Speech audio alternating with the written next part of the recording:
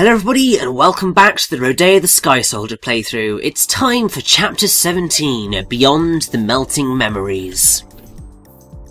And I have to say this is actually a kind of much heftier level than the last chapter, which is quite nice. Asked me something weird. He said, "Hey you, do you know about the snow cave?"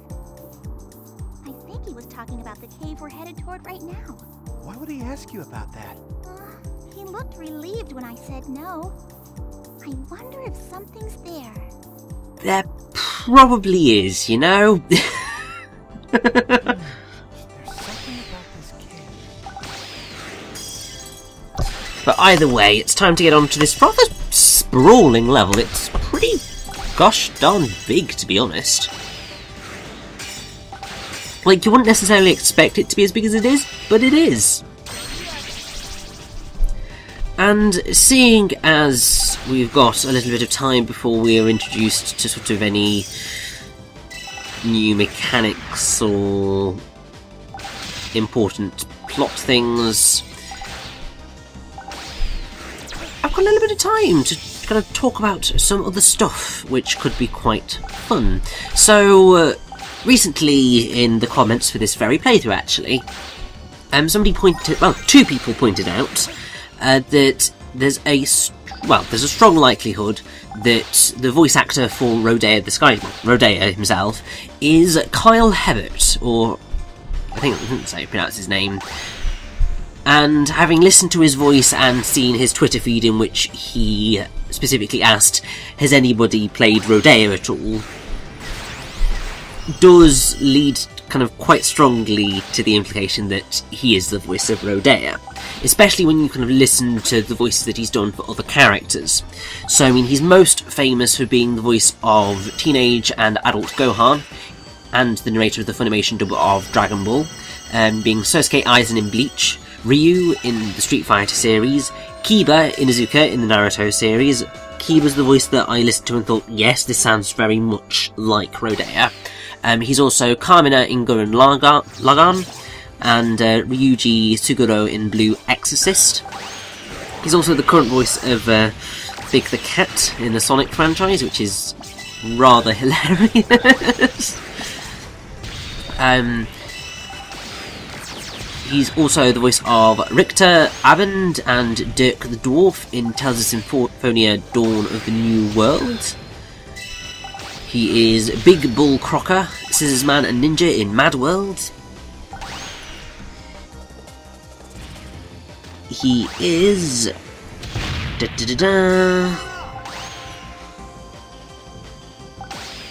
various other characters as well across many games and many animes and films and all that jazz.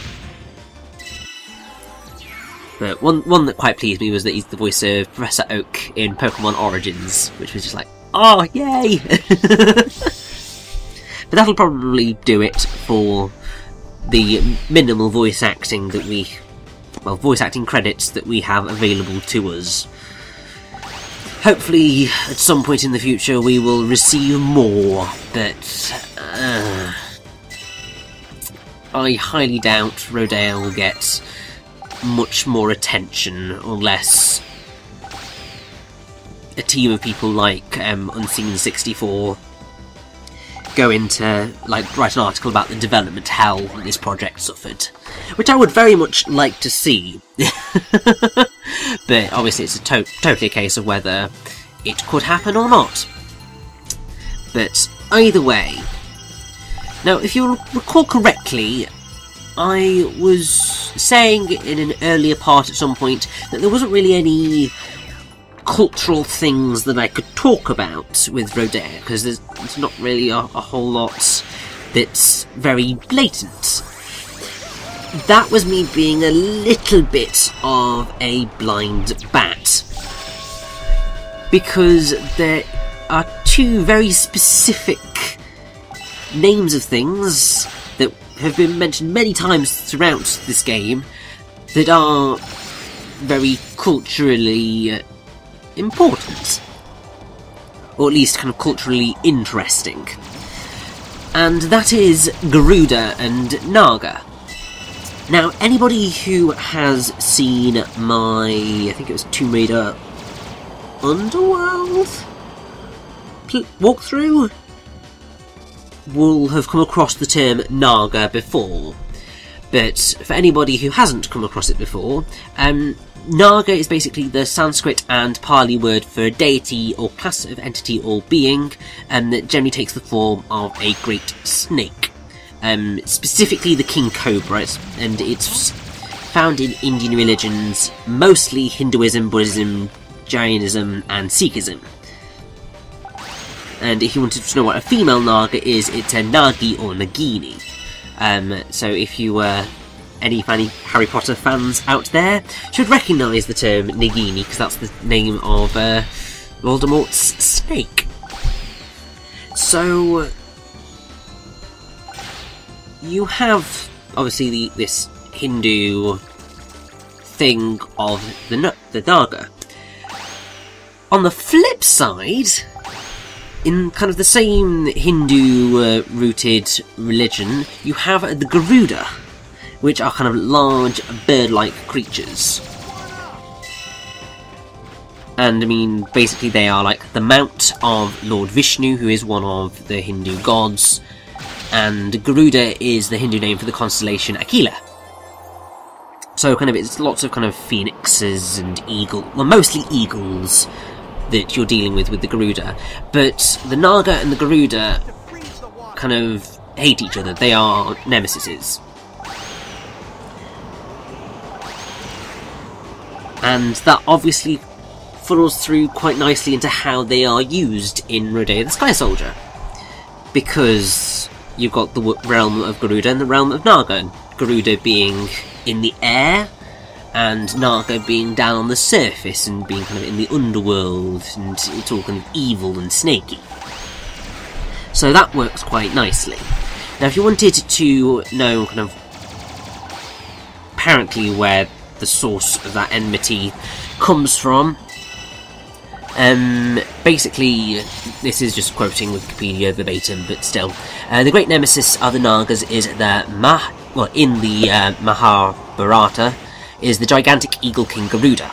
Garuda and the Nagas began life as cousins. The sage Kashyapa had 2 wives amongst his 13 wives, all Prajapati Daksha's daughters, Kadru and Vinata, the former of whom desired many offspring, and the latter of whom desired few but powerful offspring. Each got her wish. Kadru laid 1,000 eggs, which hatched into snakes, and Vinata laid 2, which hatched into the charioteer of Surya, the sun god, and Garuda. Through a foolish bet, Vinata became enslaved to her sister, and as a result, Vinata's son Garuda was required to do the bidding of the snakes. Though compliant, he chafed and built up a grudge that he would never relinquish. When he asked the snakes what he would have to do in order to release his mother Vinata from her bondage, they told him he would have to bring them Amrita, the elixir of immortality.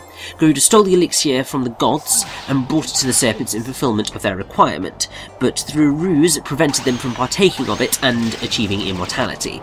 From that point onward, he regarded them as enemies and as food. And that specific kind of thing apparently comes from Book 1 Adi Parva. So that's just a really cool little cultural thing that Rodea has. It's kind of the only one that I would say is blatant. I am a complete and utter idiot for not going over it sooner, because it is so painfully obvious. I think I just had a little bit of a mental blank and just thought, these are just random words, even though I know exactly what a Garuda is and I know exactly what the Naga is, because I've dealt with both of them before in some form. Obviously the Naga in Tomb Raider Underworld haven't really needed to use the Garuda anywhere, but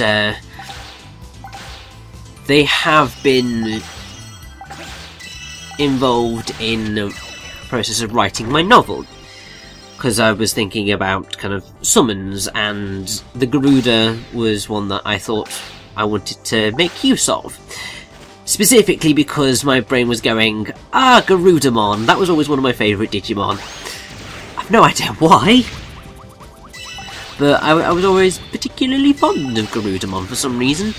So that is, rather hilariously, where my first instance of coming across the term Garuda came from. And it was only because of Garudamon that I then went on to look at the original kind of religious, well, not really religious, but mythological roots of the creature. And the design that they went with for Garudamon is very much in keeping with, like, the statues and stuff that you get of the Garuda, which is just really, really cool.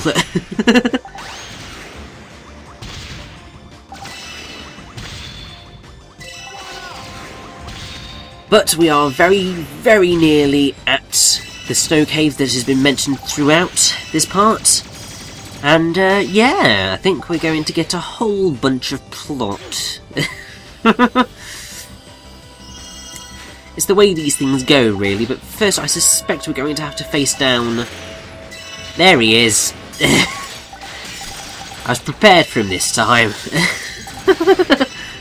First, it's probably a good idea to get rid of that guy, and then you have time to just kind of focus on the evil, evil, evil fella.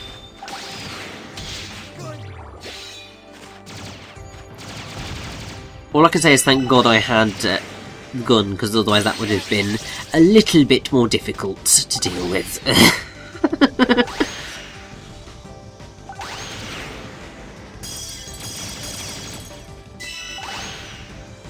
And I was thinking, oh, I'll just have a little look around this area. There's basically nothing, just go down into the damn hole.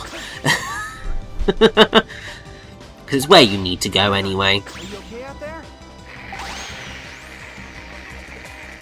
The ion seeker's not... And... oh... I think we all know what's coming up now.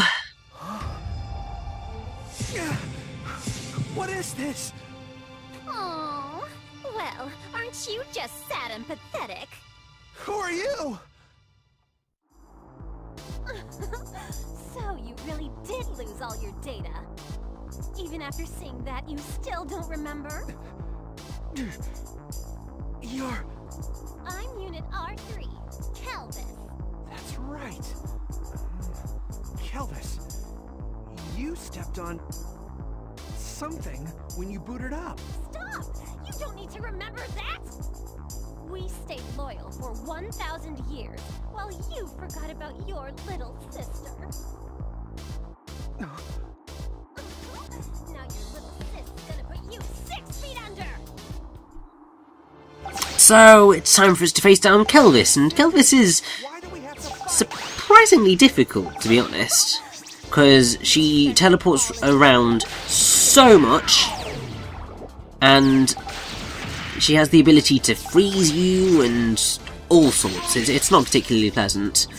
And you may have noticed a running kind of trend with the names of the kind of R-Unit series.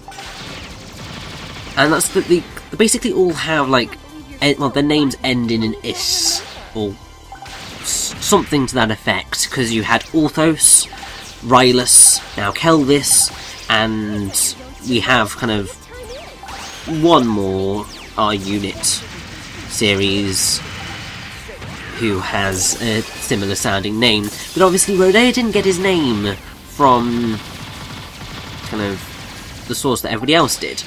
So it's a slightly subtle way of kind of making a point, because Kelvis.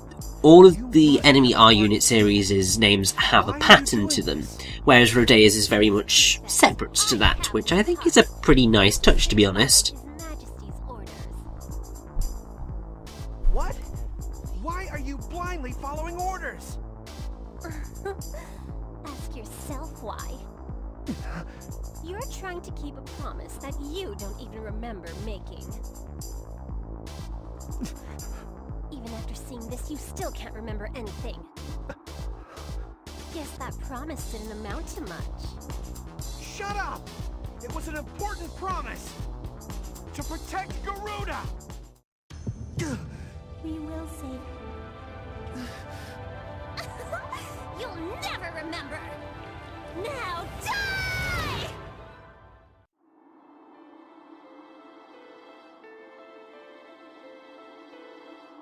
Rodea! Princess Cecilia. Huh? Oh, you're... Ion. What was I... Is your memory returning? It might be. I'm starting to remember. Someone important. Someone important? Yeah. I might start to remember more soon. Including the reason why they're after the Key of Time. But then... Yeah? Never mind. It's nothing. You sure? Anyway, we're almost to the next Chronos Tower. Yeah, you're right.